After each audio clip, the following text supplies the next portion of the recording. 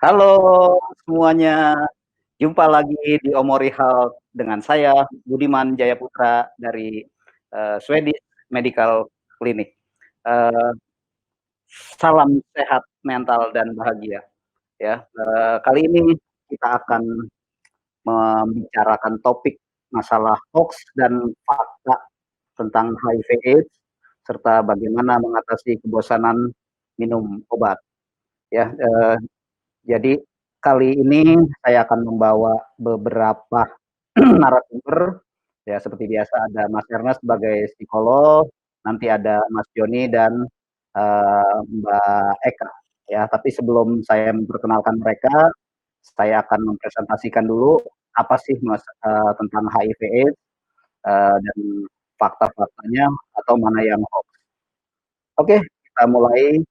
Ya, jadi, mengapa saya ajukan topik ini, karena banyak ketidakpahaman tentang HIV/AIDS, ya. Kemudian jadi banyak broadcast yang keliru atau yang hoax, ya. Nah, ini kalau kita lihat ya, ini virus HIV, seperti ini ya, bagus ya, seperti virus corona nih, mirip-mirip, ya. Nah, jadi ini, tentu teman-teman pernah mendapatkan broadcast ya, dari grup WA. Jadi dibilang kesalahan terbesar orang adalah ketika dengarnya setengah, ngertinya seperempat, mikirnya nol, tapi ngomongnya double. Nah, inilah yang akhirnya menimbulkan hoax ya. Oleh karena itu kita harus waspada, harus hati-hati, harus mikir dulu sebelum kita membroadcast atau menyebarluaskan informasi yang kita dapatkan. Jadi jangan sampai informasi yang kita sebarkan itu ternyata adalah berita hoax, ya. Apa sih hoax tentang HIV, ya? Nah, ini tentu teman-teman semua pernah dengar ya, ada katanya penularan lewat tusuk gigi. Jadi ada pasien-pasien HIV merasa sakit hati, jadi dia menularkan, virus melalui tusuk gigi. Jadi mereka menusukkan gusinya hingga berdarah, lalu, tusuk gigi tersebut diletakkan lagi di tempatnya, sehingga diharapkan orang bisa terinfeksi, ya. Nah, ini salah satu berita hoax yang pernah kita dengar ya. Kenyataannya bisa nggak sih? Ini terlalu sulit ya, bahkan hampir kita katakan tidak bisa. Karena, eee, ketika seseorang menusukkan gusinya hingga berdarah, ketika diletakkan lagi di tempatnya dalam berapa lama akan kering, dan ketika kering ya tentu virusnya juga sudah mati, ya. Lalu apalagi nih yang kita dengar ya, penularan lewat jarum ya di bioskop. Jadi mungkin beberapa tahun yang lalu kita sering mendengar ya, orang dengan HIV/AIDS atau ODA ini sakit hati karena tidak dapat, perhatian dari pemerintah. Jadi akhirnya mereka dendam, mereka kemudian, menusuk dirinya dengan jarum, ya kemudian katanya diletakkan di kursi bioskop dengan harapan bagi, penonton yang duduk di bioskop dan tertusuk jarum nanti terinfeksi HIV. Ya ini juga nggak benar, ini berita hoax ya. Karena, ya seperti sama seperti tusuk gigi ya, ketika, eee apa tuh, darahnya sudah mengering, ya virusnya juga mati. Kemudian, ada lagi berita yang menyatakan katanya, eee, beberapa orang atau beberapa bahkan beberapa puluh atau ratus orang yang di pabrik pengalengan obat di Thailand, ternyata adalah orang dengan HIV/AIDS. Karena dendam mereka apa tuh, meludahi ya atau membuang liurnya ke dalam kaleng yang akan dikemas untuk, buah-buahan. Ya, ini juga hoax ya. Karena apa? Nanti kita lihat ya, apakah air liur ini mengandung virus atau tidak ya. Ini juga berita hoax. Kemudian yang paling parah sebetulnya menurut saya ya, ini, penularan lewat trompet. Jadi biasanya tuh menjelang tahun baru, itu kan banyak bunyi trompet. Nah, tapi biasanya di saat-saat seperti itu, orang-orang menyebarkan berita hoax yang bilang jangan membeli trompet. Alasannya karena pada saat, akan dijual, trompet itu dicoba dulu dan itu dicoba oleh, mulut si pembuat. Nah, jika si pembuatnya adalah, orang dengan HIV/AIDS, maka dia akan menularkan tentunya ya.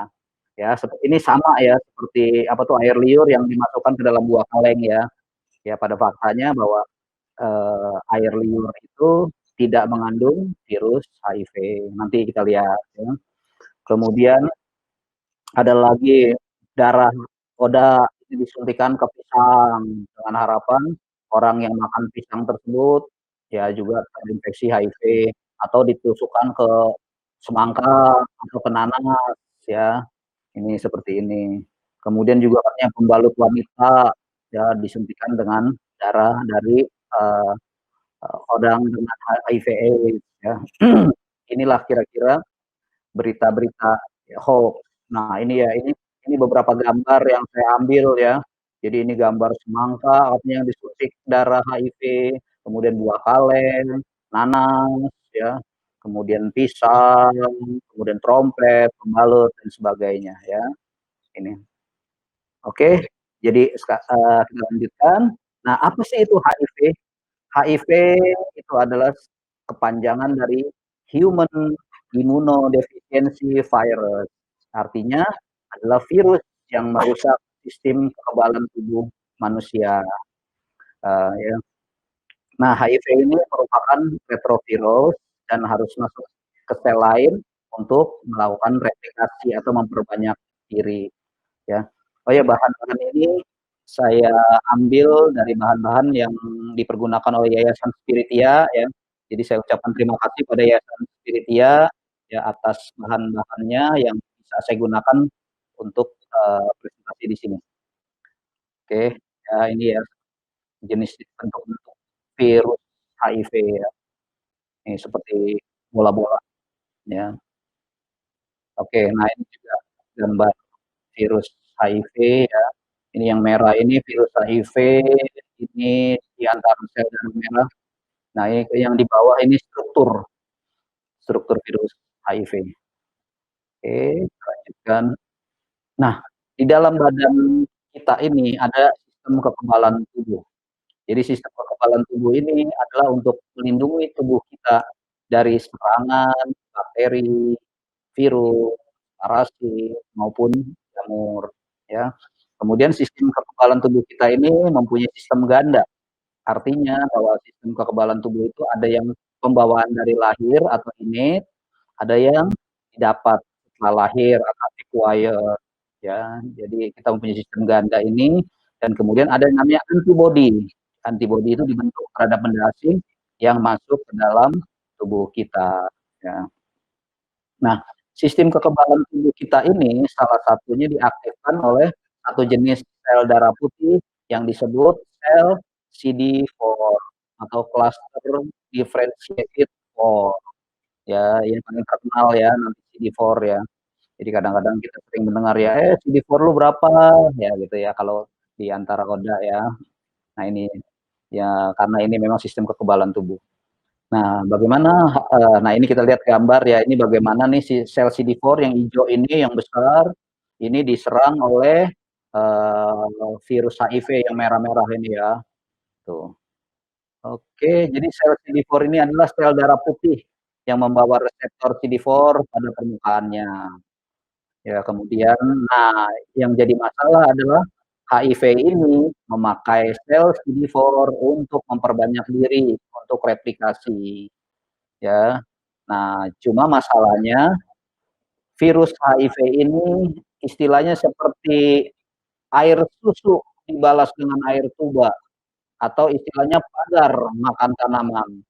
Jadi setelah se sel CD4 ini digunakan untuk replikasi, akhirnya dibunuh oleh virus HIV.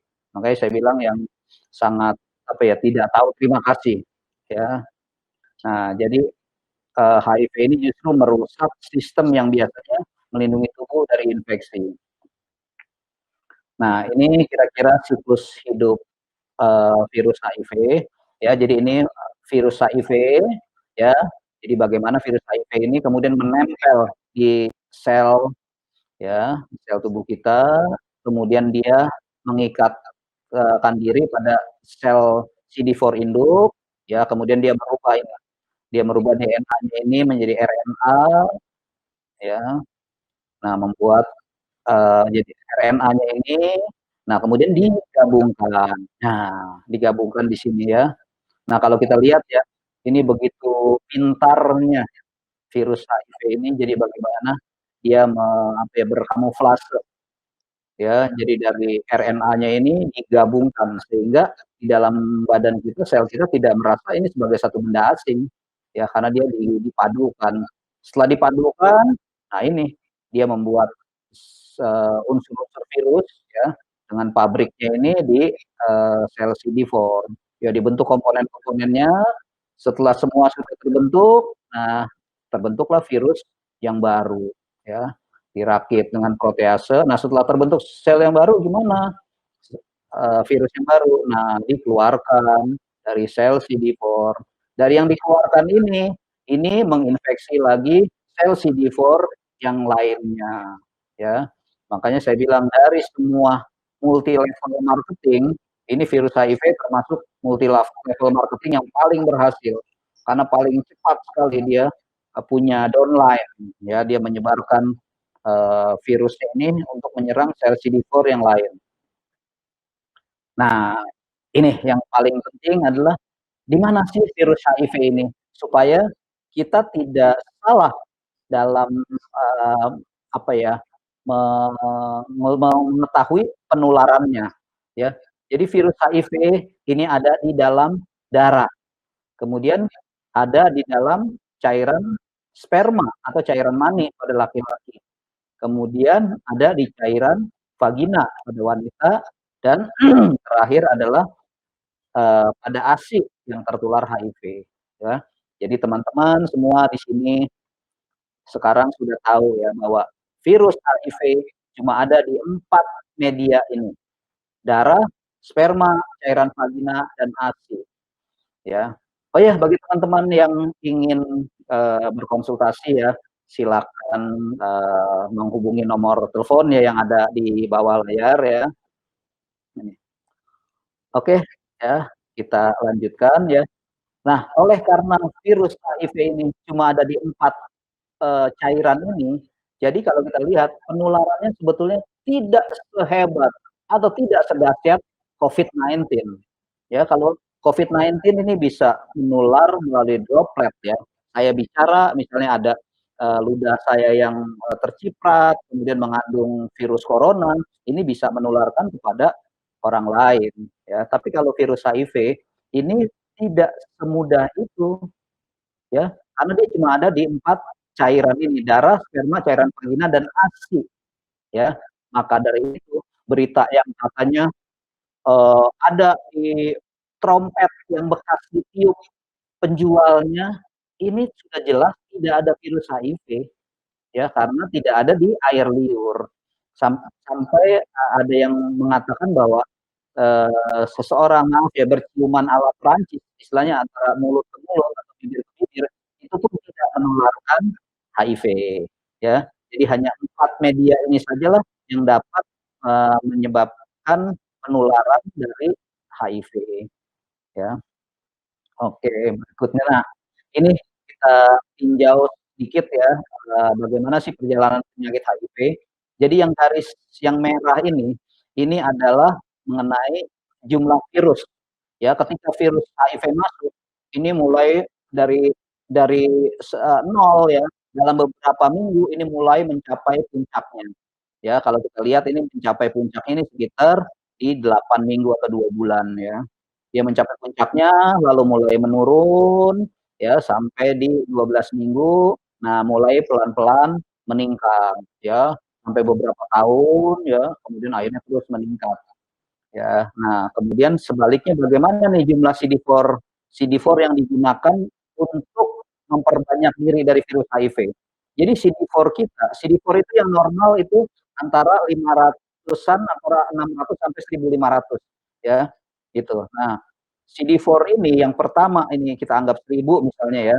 Nah, ketika virusnya masuk, ini mulai dia menurun karena digunakan untuk replikasi, makin menurun terus ya. Sempet setelah beberapa bulan sempet naik sedikit, akhirnya terus turun, ya. Ini yang akhirnya kita bilang, sel CD4-nya makin lama makin rendah dan pada saat, dia mencapai 200 atau kurang, inilah yang kita sebut sudah masuk stadium AIDS, ya. Jadi teman-teman sekarang sudah bisa ya membedakan apa itu HIV, apa itu AIDS ya. Makanya di judulnya saya sebutkan HIV garis miring AIDS ya, karena orang yang HIV belum tentu masuk stadium AIDS, tapi kalau AIDS sudah pasti HIV positif ya. Kemudian yang hijau ini adalah antibodi, dia setelah 4 minggu mulai meningkat terus pada akhirnya menurun ya. Nah, kalau kita lihat Eee, ini secara teoritis dikatakan bahwa ini kalau kita lihat ya, ini, sel CD4 mulai terus menurun pada stadium AIDS ini sekitar setelah beberapa tahun ya. Ada yang ini dikatakan 7 sampai 10 tahun ya, stadium AIDS. Tapi faktanya yang saya temukan di Indonesia, terutama di daerah Jakarta Utara ya, jadi waktu itu saya pernah bertugas di rumah sakit di daerah Jakarta Utara, itu ternyata dalam hitungan beberapa bulan atau bahkan beberapa tahun, jadi seseorang yang terinfeksi HIV itu sudah masuk dalam stadium AIDS, ya. Mengapa demikian? Ya kita lihat ini karena pola hidup yang buruk, makanan yang buruk, kemudian higienisnya yang kurang baik, ya inilah yang membuat mereka cepat sekali dari HIV positif kemudian, masuk ke stadium AIDS. Oke. Nah, bagaimana kita lihat lagi perjalanan penyakit ya. Jadi pada tahap pertama, seseorang ketika dia terinfeksi HIV, pertama itu hanyalah gejala-gejala yang mirip flu atau flu-like syndrome ya. Jadi hanya, mirip flu gitu, bisa juga tanpa gejala ya. Nah, gejala yang mirip flu itu seperti apa? Ya seperti demam, nyeri tenggorokan, kemudian ada ruam, ya pembengkakan kelenjar getah bening, diare, merasa lelah, otot nyeri dan sendi ya. Ini seperti ini, persis seperti orang, flu. Kemudian tahap berikutnya virus telah menyebar dan merusak sistem kekebalan tubuh ya. Ya di dalam dia sudah banyak ya di dalam, memproduksi dari CD4. Kemudian tahap kedua juga dapat tanpa gejala selama beberapa tahun. Ini secara teoritis dan umumnya di luar negeri ya. Kalau yang kalau yang kita dapatkan di Indonesia biasanya dalam hitungan beberapa bulan hingga beberapa tahun ya sudah, dari HIV positif sudah masuk ke stadium AIDS. Kemudian pada tahap ketiga, ini pertahanan tubuh biasanya makin menurun. Nah ini ya kalau sudah di bawah 200 sudah masuk stadium AIDS. Nah ini sudah akan menjadi mudah sakit ya. Kemudian bisa timbul demam lebih dari 10 hari. Kemudian merasa lelah setiap saat, ya. Kemudian diare berat dalam waktu yang lama, hilang nafsu makan, ya. Dan karena hilang nafsu makan, ditambah mudah lelah, dan lain-lain, diare juga ya, akhirnya berat badan turun dengan drastis.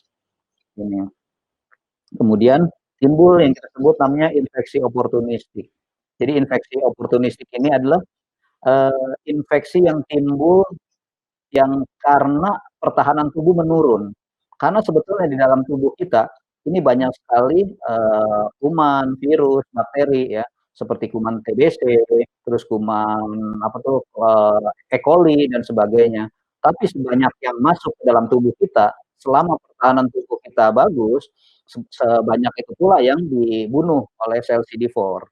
Tapi kalau pertahanan tubuh kita menurun, akhirnya yang tadinya virus itu dalam batas normal, wah ini ada gangguan ya.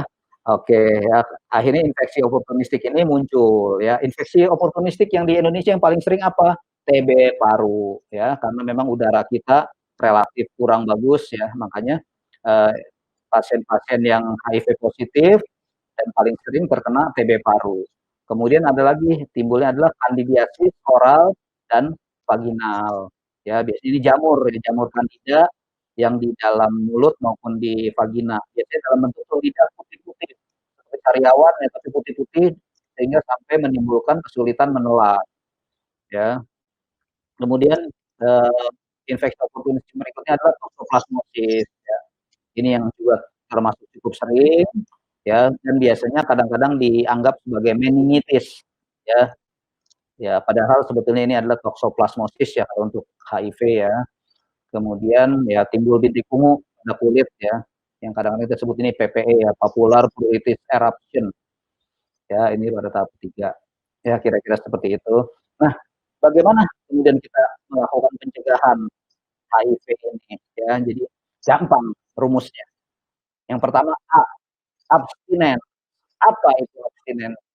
Abstinens itu adalah tidak melakukan hubungan seks sama sekali ya. Nah, untuk kita yang dewasa, kira-kira abstinens ini memungkinkan nggak sih? Ya, ini kan sulit ya, kita tidak melakukan hubungan seks sama sekali ya, ini sulit ya untuk abstinens. Oleh karena itu, kalau abstinens juga nggak bisa, dilakukan yang kedua, adalah B, be faithful, alias setia ya. Setia artinya apa? Kita setia kepada pasangan.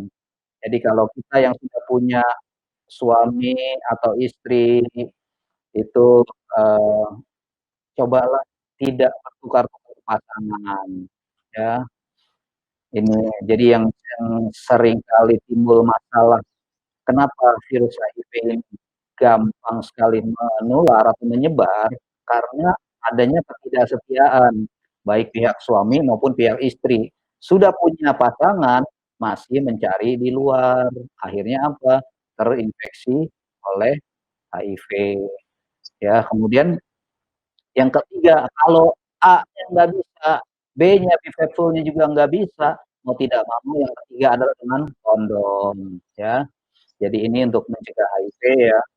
Tapi kemudian kan banyak suara-suara miring ya, yang mengatakan, "Katanya kan kondom berpori." Ya betul, mungkin ya. Jadi kondom kalau ditarik selebar-lebarnya memang seolah-olah seperti berpori, tapi pori-porinya itu juga tidak, apa ya, tidak bisa meloloskan virus HIV.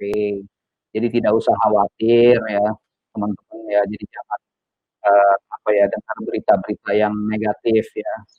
Oke, kemudian cara pencegahan yang berikutnya adalah D, drugs. Artinya ini drugs adalah, obat-obatan atau narkoba ya.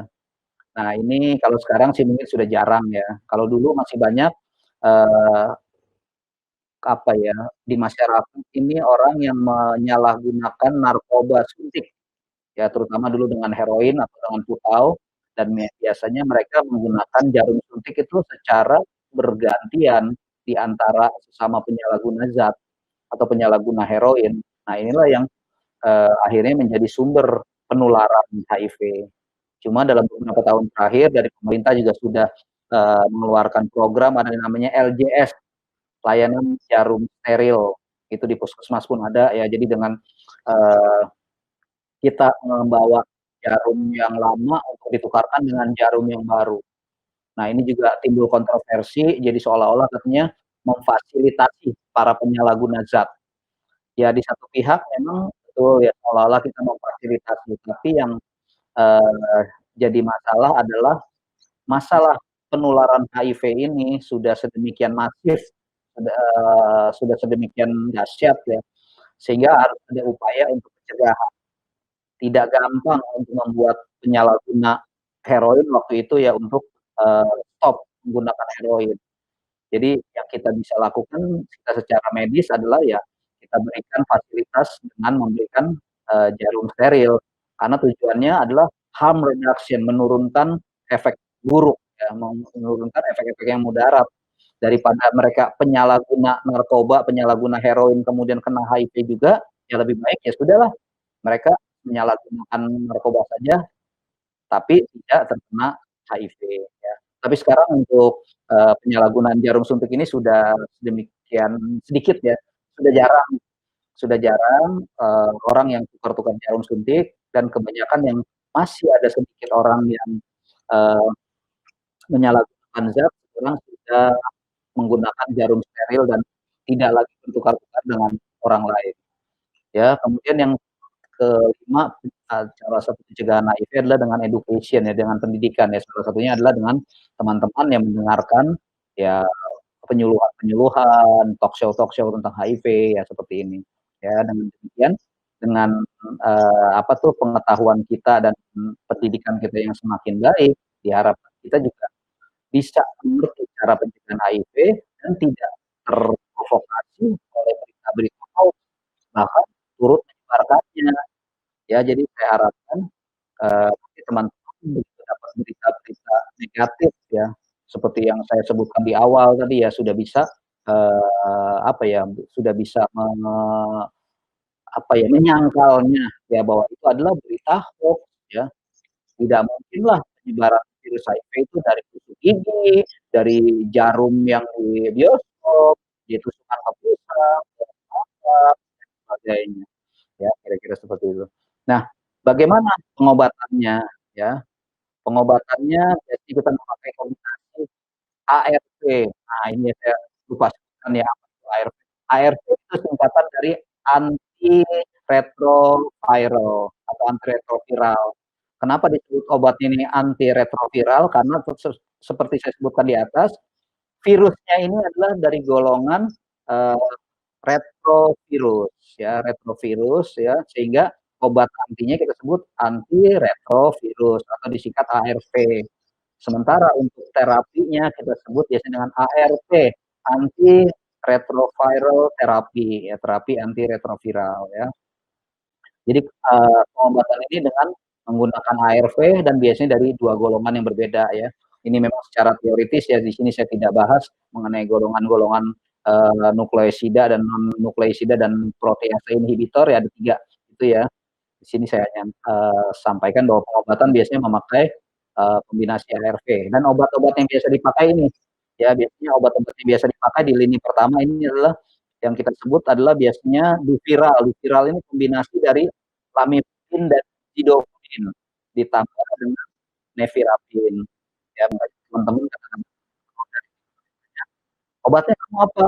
Saya pakai Duvinevi. Nah, itu maksudnya adalah Duviral dan nevirapin. Dan Duviral itu adalah lamivudin dan zidovudin. Kemudian yang lainnya dipakai kombinasi adalah lamivudin, tenofovir, dan nevirapin. Ya, ini juga. Kemudian ada lagi yang biasanya teman-teman yang pakai Omnipack atau biasanya pakai FTC ya. Ya biasanya kita pakai FTC. Ini yang terdiri dari lamivudin, tenofovir, dan efavirenz. Ya kira-kira seperti itu obat-obatnya yang biasa dipakai.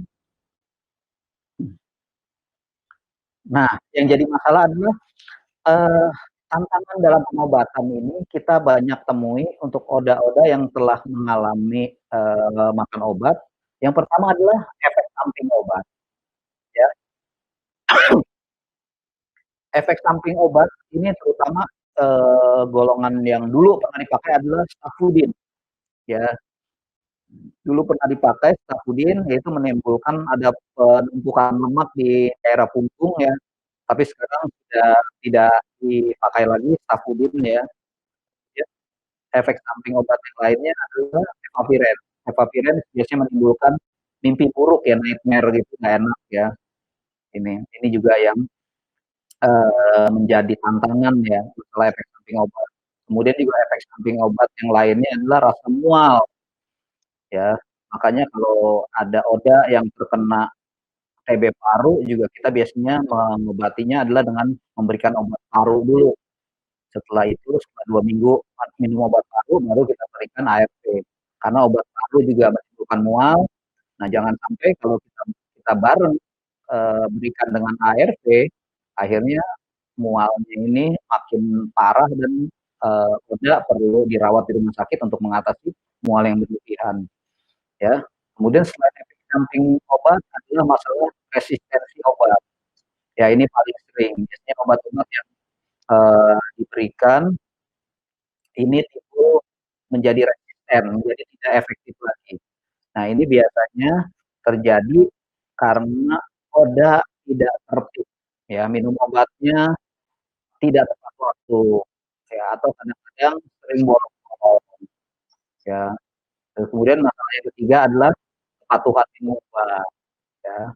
Ini ya Jadi yang kalau kebetulan minum obatnya tidak baik, ya akhirnya timbul resisten. Nah, kalau sudah timbul resisten, akhirnya obat dari lini pertama harus kita ganti dengan obat lini berikutnya yang biasanya tidak ditanggung pemerintah, sehingga akhirnya harus beli sendiri. Nah, ini akan memberatkan Koda juga, ya.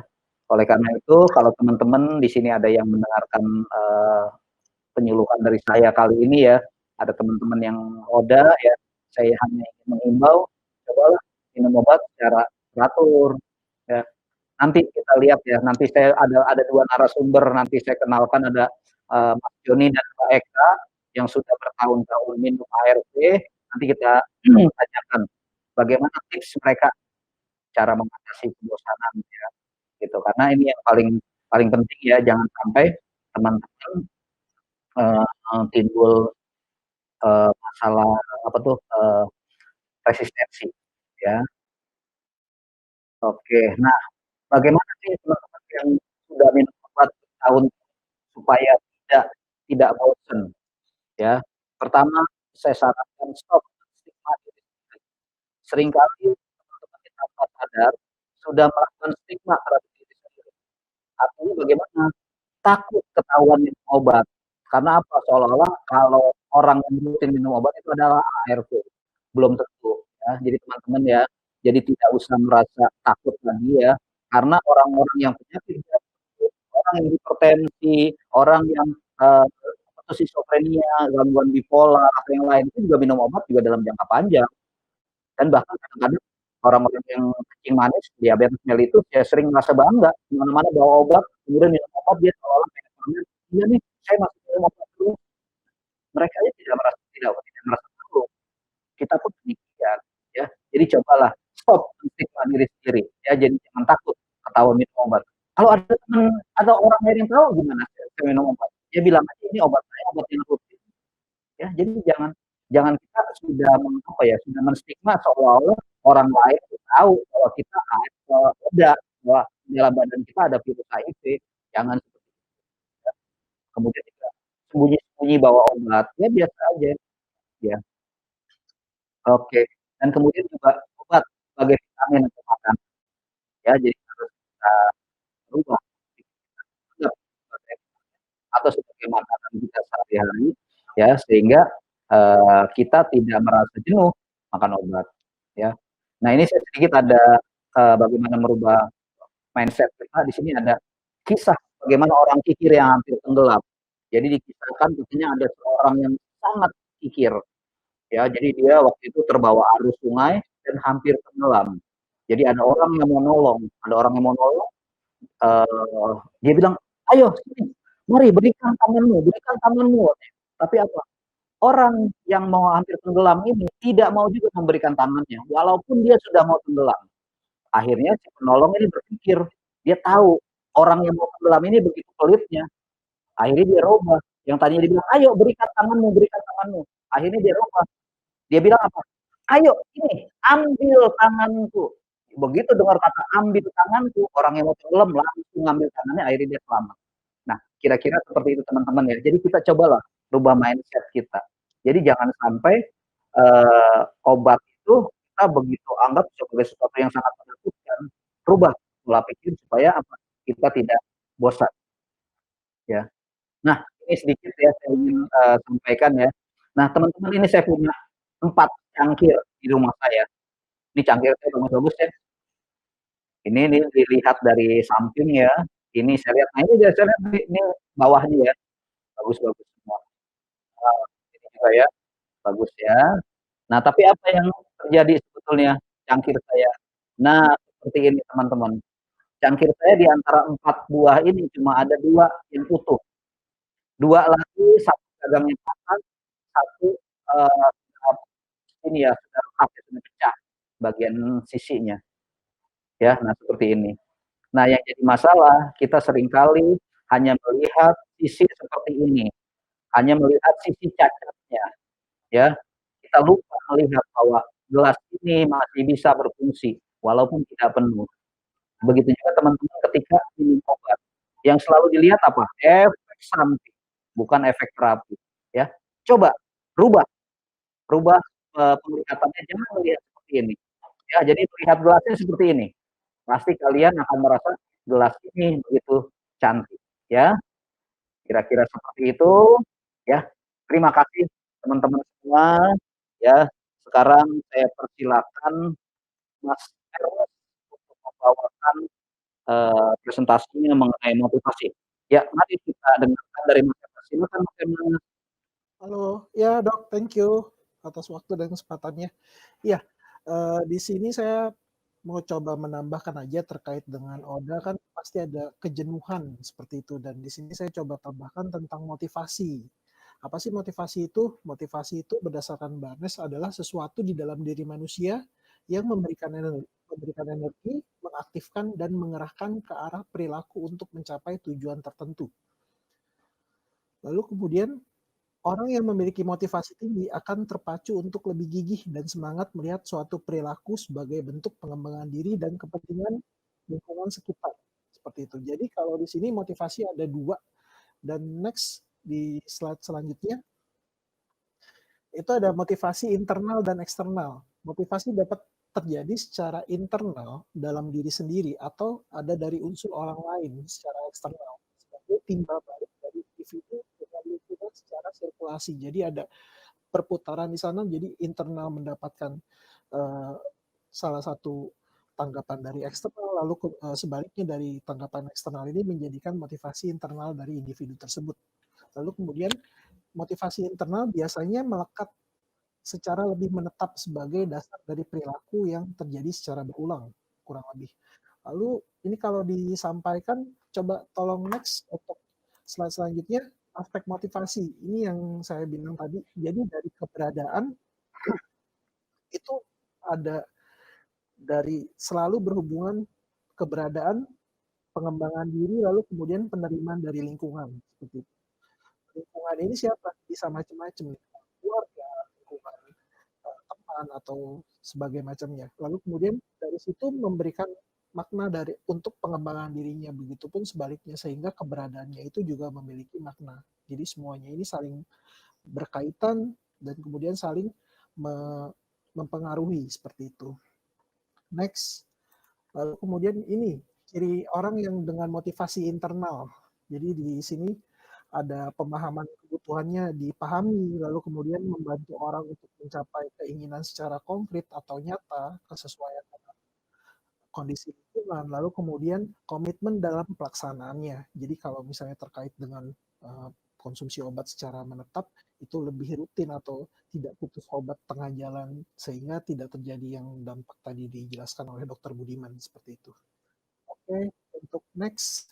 Di sini hambatan dalam motivasi biasanya ada bentuk kekecewaan, tidak atau kurang bentuk apresiasi dari pencapaian. Ini baik dari lingkungan ataupun diri sendiri. Seperti itu. Lalu kemudian adanya penolakan dari orang atau lingkungan tertentu, baik bisa dari rekan terdekat, dari keluarga atau dari lingkungan tempat tinggal.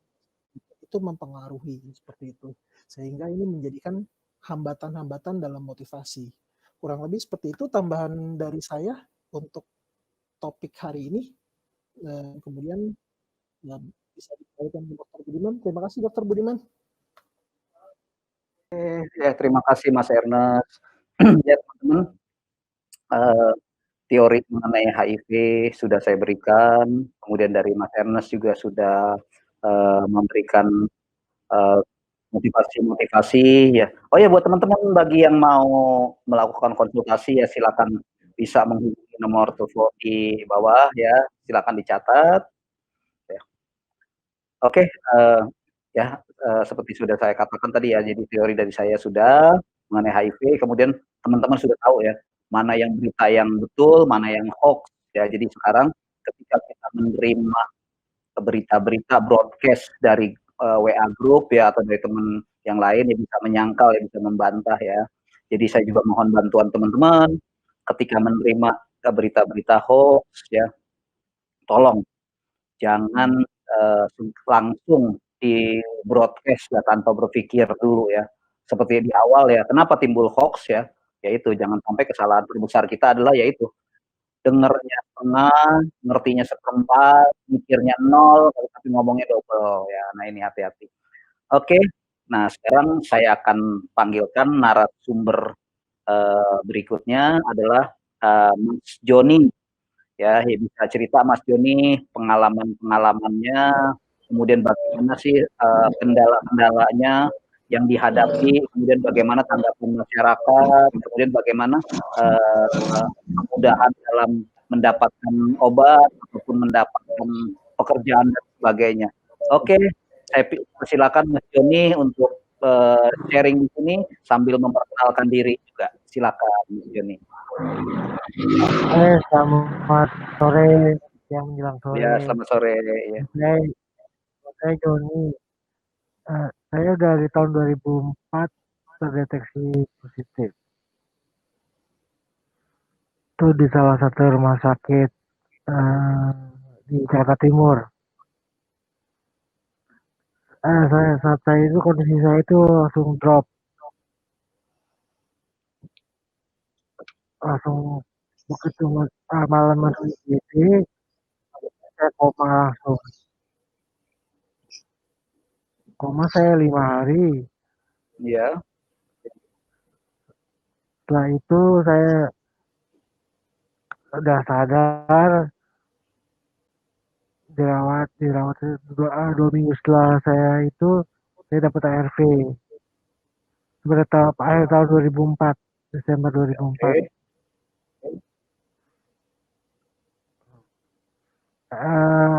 Penyakit yang saya derita saat itu ada TB, Hep C, hepatitis C, dan toksoplasmosis. Toksoplasmosis yang bikin saya parah, karena bikin saya koma dan saya lumpuh 6 bulan. Oh iya ya. Alhamdulillah setelah 8 bulan terapi ARV atau tempat yang lain, saya bisa jalan kembali dan bisa beraktivitas. Cuma sampai sekarang ya, saya rasakan sampai saat ini, motorik saya terganggu. Maaf Mas Joni, kurang jelas. Saraf motorik saya terganggu dan suara saya kecil.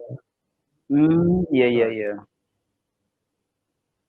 Tapi saya punya angan-angan. Ya harus nikah. Karena pada saat itu saya belum nikah. Saya harus sehat, saya pengen nikah. Itu salah satu motivasi saya. Oke, setelah saya nikah,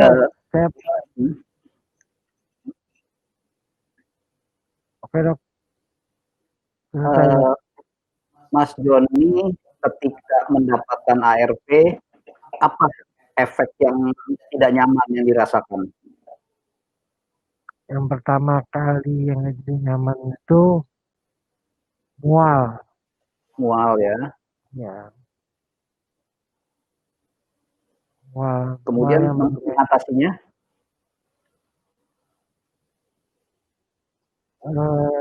Jujur aja, kalau saya pakai Zidofudin, efek mual itu masih tetap ada. Iya. Itu di pagi hari. Tapi walau nggak sesering awal pakai Zidofudin ya,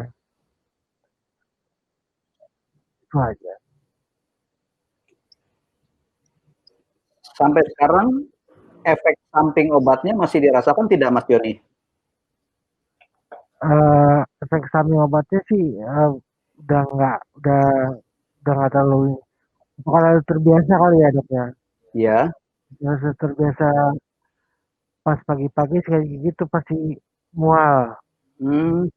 Jadi ya secara biasa aja gitu. Tapi cuma pas ini aja.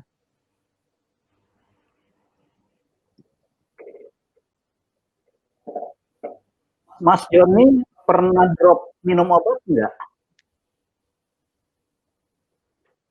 Tidak pernah. Enggak pernah ya. Kalau minum obat.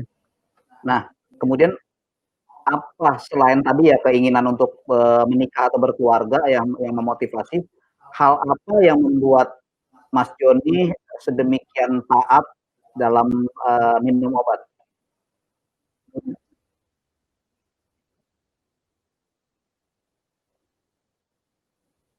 Kenapa dok?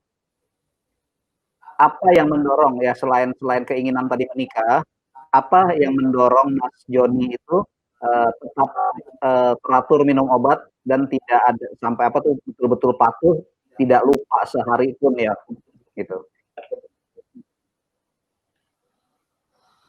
Motivasi dok, perbaharui motivasi ya. Kita. Ya. Karena kalau motivasi pengen sehat, saya pengen nikah.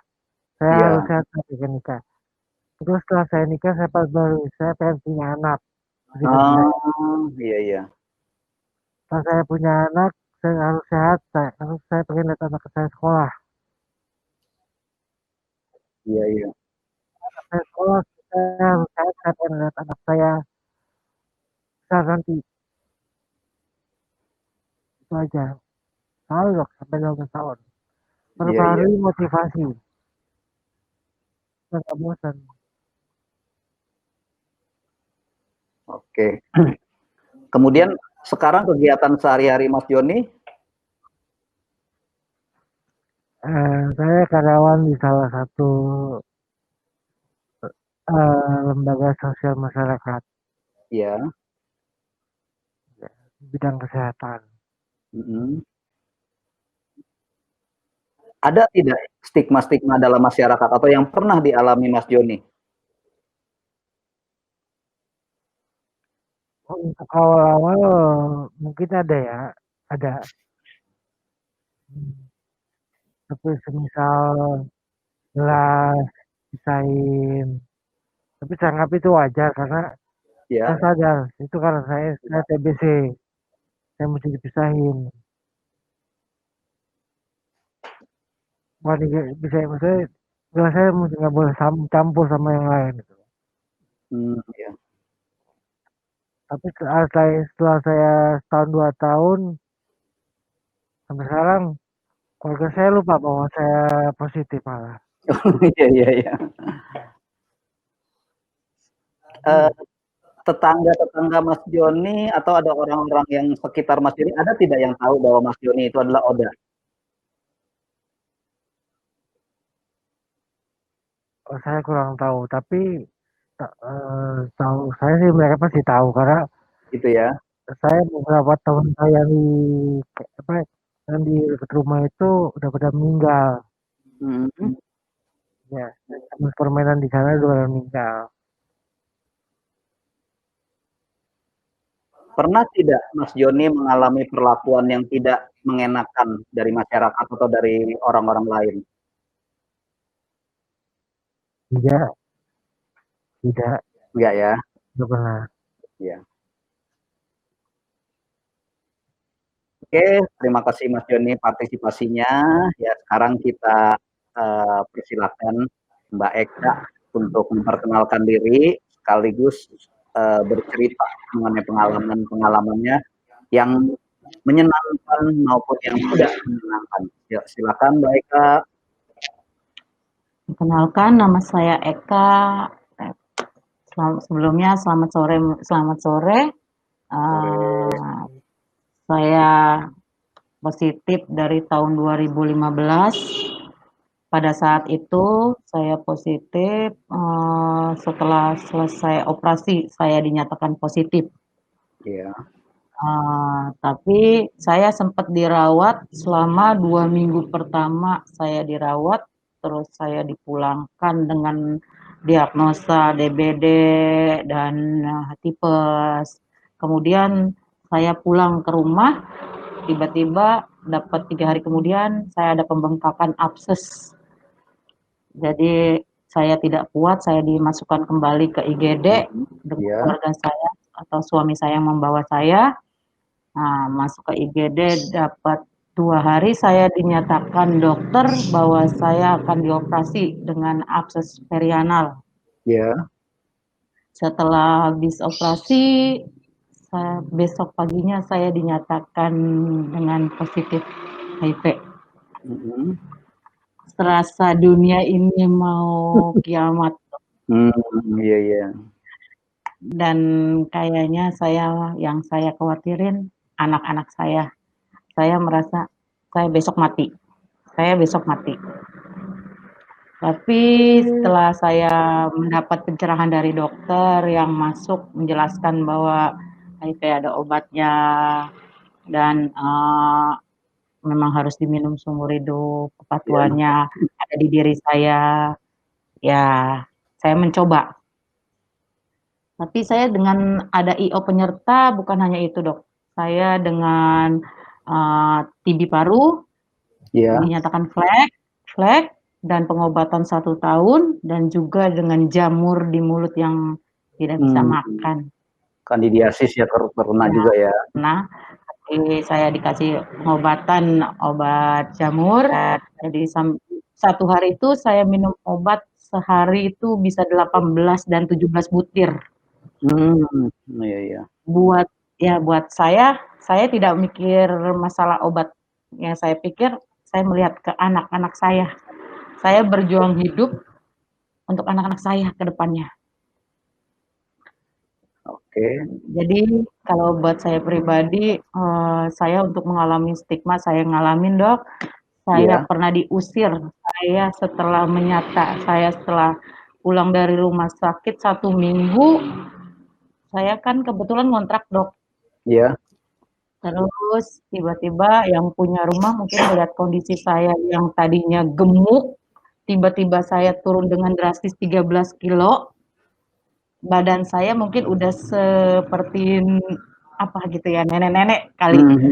Mungkin seperti itu. Akhirnya yang punya rumah mungkin melihat saya dengan kondisi seperti itu, saya langsung padahal saya habis bayar kontrakan sebelumnya. Iya. Tapi uang kontrakan saya dikembalikan dan saya harus angkat kaki, dikasih waktu cuma 3 hari. Alhamdulillah ada seorang teman yang baik yang menampung saya selama sebulan untuk membawa barang-barang dan anak-anak saya. Tapi buat saya pribadi itu ujian yang nggak akan terlupakan. Iya. Bukan hanya itu, Dok. Saya punya pengalaman tentang keluarga saya. Jadi yang membuka semua status ada seorang keluarga.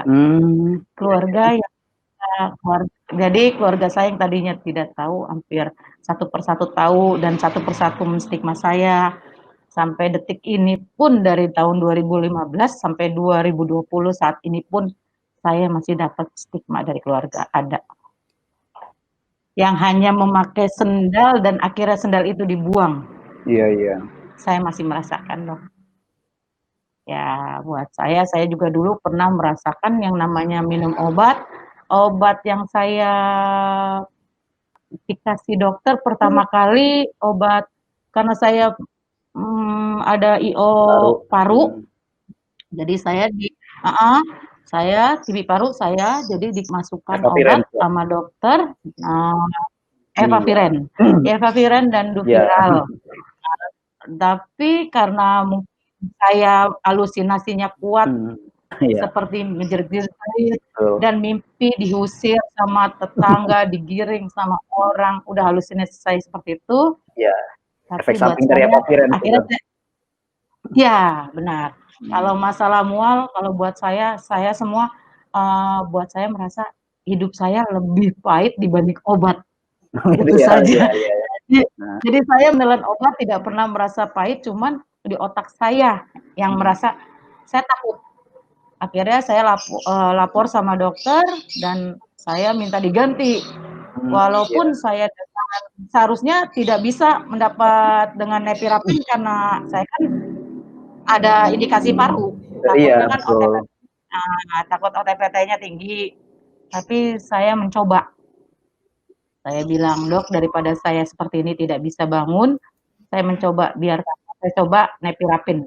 Jadi sampai detik ini saya minum obat yang namanya Duviral dan Nevirapin. Nevirapin ya. Duvinevi ya. Iya, Dok. Ya, sampai saat ini saya juga kalau masalah kepatuhan alhamdulillah saya patuh, ya belum pernah telat dan kalau motivasi saya ingin melihat anak-anak saya sukses dan sampai melihat cucu saya lahir. Betul, ya. Gitu saja. Ya. Kalau buat Ya. saya sekarang sebagai seorang ibu rumah tangga dan juga pekerja yang mendampingi teman-teman saya, ingin teman-teman saya hidup seperti saya, harus semangat. Walaupun apapun yang terjadi, hidup ini cuma sekali, kita nikmatin saja. Iya. Saja, Dok. Oke, ya terima kasih yang Mbak Eka. Ya buat teman-teman ya yang mendengarkan pengalaman baik Mas Joni maupun Mbak Eka ya, saya harapkan bisa mengambil pengalamannya, bisa mengambil hikmahnya. Ini bagus sekali ya, terutama untuk Mas Joni tadi ya, motivasi harus diperbaharui. Ya pertama dia motivasi ingin menikah. Setelah menikah diperbarui lagi, saya ingin punya anak. Setelah punya anak ya ingin melihat anak dewasa. Kemudian juga begitu juga dengan Mbak Eka ya, Mbak Eka pun harus punya apa ya, dengan memotivasi ya, ingin melihat anak-anak berkembang dengan baik, anak-anak sekolah, anak dewasa ya walaupun memang apa ya, banyak pengalaman terakhir ya.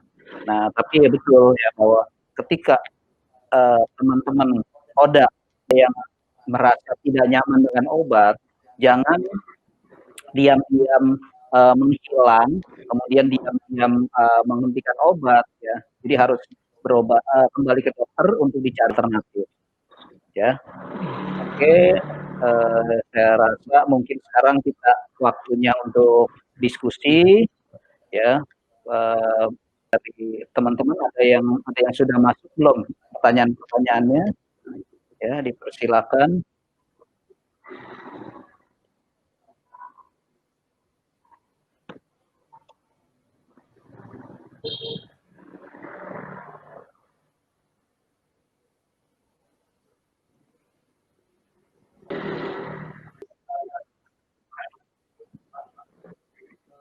Coba diulang lagi apa sih? Oh gitu, gejala-gejalanya. Oke, seperti tadi saya sudah jelaskan ya, tahap pertama itu yang paling sering adalah flu-like syndrome atau gejala mirip penyakit flu ya. Jadi rasa seperti pegal-pegal, demam, ya kadang-kadang disertai diare, ya itu gejala-gejala awal ya. Tapi bukan berarti ketika teman terkena gejala flu, kemudian merasa ketakutan atau paranoid. Wah, jangan-jangan nih saya kena HIV. Nah, kita lihat dulu, seperti tadi saya katakan ya, bahwa virus HIV kira risikonya. Kalau misalnya tadi Mbak Bulan merasa tiba-tiba apa ya gejalanya seperti itu, tapi kalau tidak ada hubungan seksual yang berisiko, tidak pernah terinfeksi oleh darah dari orang lain, siapapun itu ya, kemudian tidak pasien-pasien yang tidak pernah sebagai sebagai ODA ya, jadi tidak perlu khawatir ya. Hanya seperti gejala-gejala flu ya. Nah sekarang saya persilakan mungkin bagaimana Mas Joni atau Mbak Eka punya pengalaman nggak waktu pertama kali terkena ya. Oke, mungkin bisa mulai dari Mas Joni. Pernah nggak dinyatakan HIV positif?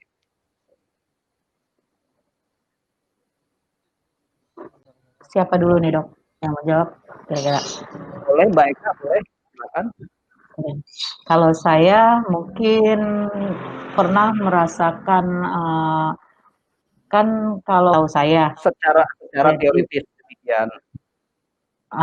Jadi kemungkinan saya itu di 2014 saya pernah keguguran 2 kali. Ya. Jadi saya pikir itu mungkin hanya keguguran biasa. Kemudian saya juga pernah ngalamin yaitu sebelum saya dinyatakan positif, saya itu 2 minggu sakit, Dok. Sakit dan dirawat dengan DBD dan tipes. Dengan dia. Nah, waktu Mbak Eka dinyatakan HIV positif, masih ingat tidak, berapa CD4 Pertama berarti kali. pada waktu Ya. 2015 ya, atau 2014? Iya, Februari 2015. 2015 dengan CD4 sudah 100 berarti mereka stadium air. Tapi Stadium AIDS. iya, nah tapi saya rasa mereka ini sudah positif HIV sejauh itu tuh. Mungkin sudah 1 tahun, 2 tahun. Kemungkinan, Dok. Iya. Seperti itu. Itu karena pertahanan tubuh yang sudah makin menurun. Sudah menurun. Iya. Benar. Tuh. Tapi ke waktu awal-awal yang dirasakan seperti itu beberapa tahun sebelumnya, pernah tidak dirasakan seperti itu? Tidak pernah sih, Dok. Tidak ada Nggak gejala ya. apapun. Nggak ingat kali ya? Ya, cuma tanpa gejala. Iya, mungkin hanya panas dingin aja seperti itu, Dok, kayaknya. Iya. Iya, demam, hanya itu aja. Oke sih Mbak Eka. Kalau Mas Joni gimana pengalamannya sebelum dirawat di rumah sakit? Pernah nggak merasakan gejala-gejala yang tidak nyaman?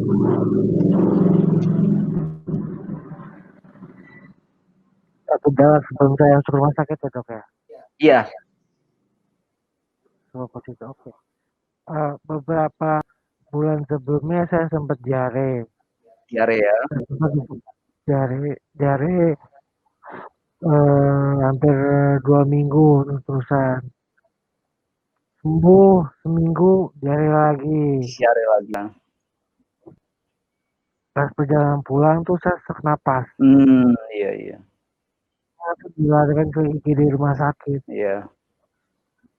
Dan ditanya segala macam, saya ngaku, saya masih sadar itu, sadar. Saya ngaku, akhirnya dites 5 ya.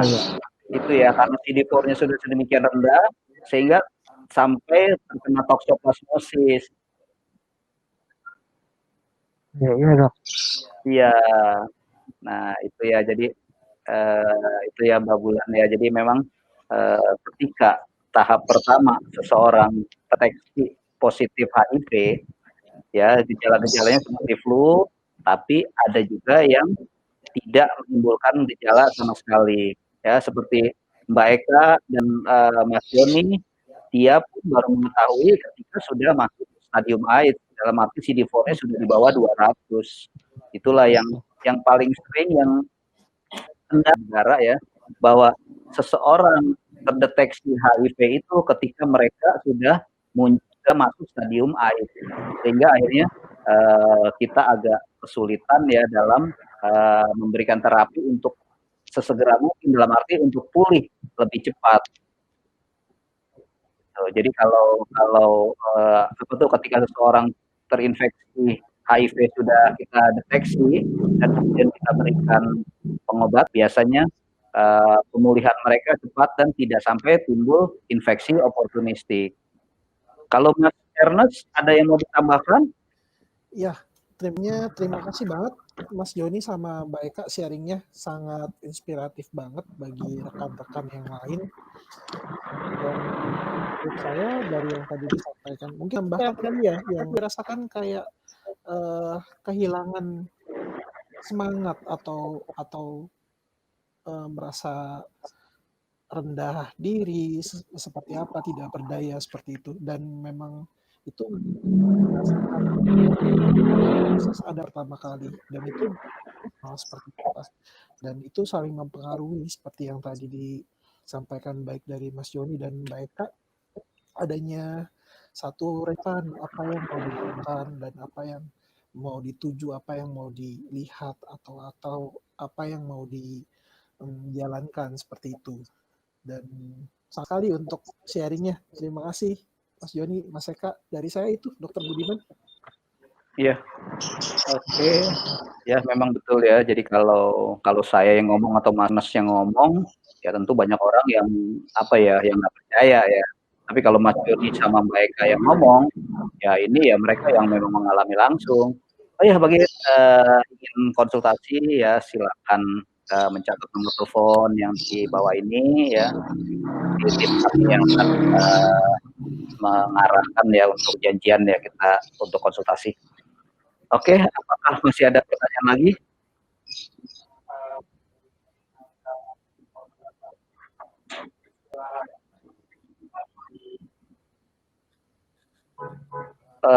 Kurang jelas suaranya bergaung. Oh iya. Oke. Ya. Kalau kita lihat sekarang kita lihat dari apa ya, dari berbagai macam sudut. Pertama, kalau dari segi tentu saya katakan virus corona atau COVID-19 ini jauh lebih berbahaya. Mengapa? Karena penularan melalui droplet ya. Hampir semua orang bisa terasi. Artinya apa? Penularan HIV hanya bisa melalui misalnya kita perlu luka terbuka, kemudian terkena dari darah pasien HIV, kemungkinan bisa terinfeksi. Kemudian misalnya ibunya menderita HIV, kemudian dia menanya pada anaknya bisa terinfeksi HIV. Di luar itu, di luar cairan itu tidak mungkin terkena ya. Itu jauh lebih dahsyat, lebih hebat ya. Karena sekarang kita lihat ketika dari beberapa tahun yang lalu HIV mulai muncul, yang ada namanya PSBB, lockdown dan sebagainya. Tapi dengan corona dengan COVID-19 ini sampai negara hampir dunia ini akan lumpuh dari penularan ini COVID-19 jauh lebih dahsyat. Masalahnya apa? Dari orang ke orang, dari droplet, kita ketemu orang, kita berpegangan dengan pintu dan sebagainya bisa terinfeksi. Tapi kalau HIV penularan hanya dari 4 cairan tersebut. Itu kalau dari penularan. Tapi kalau dari penyakitnya, nah sampai saat ini untuk HIV sudah ditemukan obatnya. Ya, sudah ditemukan obatnya. Sementara COVID-19 sampai cari-cari. Ya, ini yang menurut saya juga COVID-19 masih lebih bahaya. Cuma yang jadi masalah adalah bahwa stigma masyarakat HIV ini lebih hebat. Ini yang harus kita luruskan. Jadi banyak masyarakat yang tidak mengerti mengenai HIV, tidak mengerti tapi ngomong asal terima berita di WA group langsung di broadcast tanpa berpikir, tanpa mengetahui kebenarannya. Inilah kenapa hoax tentang HIV ini begitu masif, begitu banyak ya. Kalau kita lihat penularannya tidak sedemikian. Saya pernah ketemu orang yang menikah 7 tahun, HIV positif, tapi memang sudah terapi, sudah makan obat, kemudian sudah menikah selama 7 tahun dan sudah punya 2 orang anak. Kemudian suaminya akhirnya terkena toksoplasmosis dan meninggal dunia. Nah, ketika saya tes istrinya, ternyata selama 7 tahun dia menikah, istrinya masih negatif. Ya, jadi bisa dari hubungan seksual, tapi tidak semua orang yang berhubungan seksual dengan orang dengan HIV pasti HIV, belum tentu. Pengalaman saya yang pertama. Pengalaman saya yang kedua adalah juga orang yang memang dia menikah seorang duda yang ternyata duda ini memang sudah HIV positif. Dia sudah menikah sekitar 2-3 tahun dan ternyata sampai suaminya meninggal si istri masih tetap negatif. Kasus yang kedua yang saya dapat. Kasus yang berikutnya saya dapatkan adalah seorang perjaka yang menikahi dengan janda. Ternyata janda ini sudah HIV positif. Jadi si perjaka ini tidak tahu. Dia sudah menikah selama 2 tahun. Nah, ketahuannya ketika si istrinya ini masuk rumah sakit, kemudian ketika dites, ternyata istrinya positif HIV. Dan istrinya ini terinfeksi dari suami pertamanya yang telah meninggal dunia. Dan ketika saya tes, suami negatif. Ya, jadi buat teman-teman jangan duga atau jangan menganggap penularan HIV itu sedemikian gampang. Ya, akan saya ketika akan membawakan topik HIV ini, ada yang bertanya, bahwa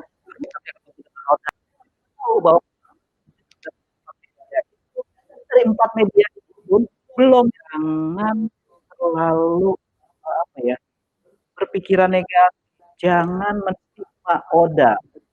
Mereka juga kita, mereka juga korban, ya. Mereka bukannya apa ya, bukan karena perbuatan mereka. Mungkin ada sebagian ya itu karena perbuatan mereka. Misalnya mereka yang tidak setia kepada pasangan, ya kemudian ketika berhubungan dengan dengan WTS dengan pelacur tidak menggunakan kondom, salahnya sendiri, ya. Tapi banyak juga mereka yang menjadi korban. Yang pertama adalah istri, ya. Istri tidak tahu kalau suaminya ternyata terinfeksi HIV. Ketika dia menikah, ternyata dia ya. Jadi cobalah kita juga belajar, ya masyarakat belajar memahami bahwa ODA ini sama juga seperti penyalahguna narkoba korban. Ya, jadi janganlah kita juga mereka, berikan kesempatan kepada mereka untuk juga bisa beradaptasi, ya lingkungan, karena seperti saya katakan ya, penularannya tidak sehebat dari COVID-19, ya kira-kira seperti itu. Ya ada lagi mungkin yang mau ditambahkan dari Mas Ernest atau Mas Joni, atau dari baik ada mau tambahan lagi?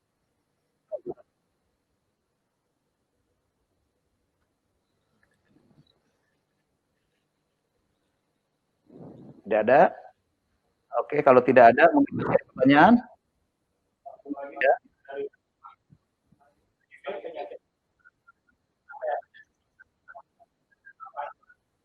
Oke, ya terima kasih Ibu Lili.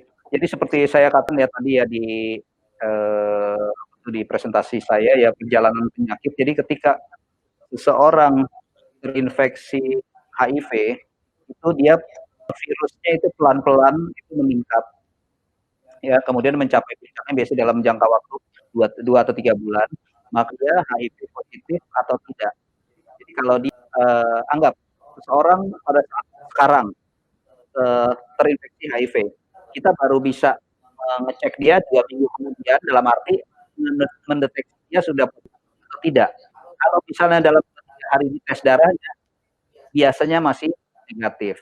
Oleh karena itu, biasanya kita di rumah sakit, ketika seseorang terinfeksi HIV, kemudian kita lakukan wawancara, ya, kita tanya kapan dia terkena faktor risiko, apakah misalnya dari hubungan seksual, apakah penggunaan jarum suntik secara bersama. Nah, kalau dia nyatakan dari 2 minggu, biasanya memang tesnya negatif, kita nyatakan negatif. Tapi kalau sebelum 2 minggu ketika kita tes negatif, kita akan ulang lagi setelah 2 minggu karena untuk mengetahui apakah dia memang positif atau tidak, ya itu. Terus kemudian gejala awal ketika seseorang terinfeksi HIV, ya seperti saya katakan tadi, atau kadang-kadang orang merasa khawatir seperti ini, misalnya, saya ada faktor risiko kira-kira 3 bulan lalu, kemudian ditesnya negatif atau non reaktif. Nah kemudian yang jadi masalah, mereka masih kepikiran, jangan-jangan alatnya salah, atau jangan-jangan saya positif tapi belum kelihatan.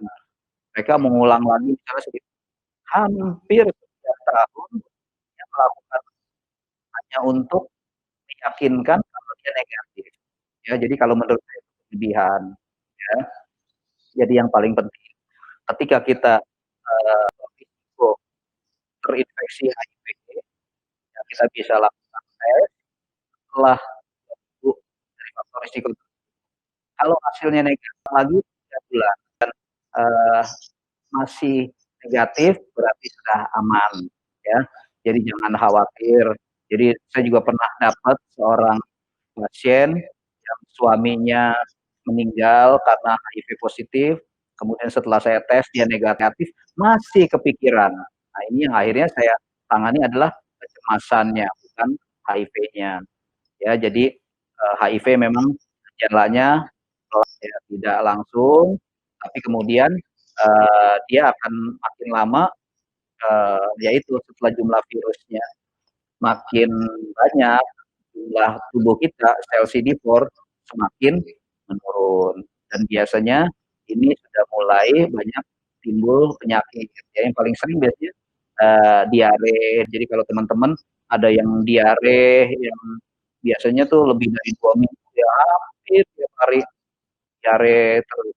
Tadi Mas Joni cerita ya, Mas Joni berapa minggu kemudian perlemah pertahanan tubuh kita ya, kira-kira seperti itu. Mudah-mudahan ini bisa apa ya, mengerti ya dengan jawaban saya. Ada tambahan dari Mas Joni atau Mbak Eka? Ya. Oke, ya teman-teman, rasanya karena waktu juga bisa selesai ya. Ya, demikian ya topik kita hari ini mengenai hoax dan fakta tentang HIV/AIDS, juga bagaimana dan subscribe Omori Health, kemudian nantikan topik-topik menarik lainnya seputar psikiatri, psikologi maupun kesehatan lainnya. Dan saya ingatkan tetap sehat dan tetap waras di rumah.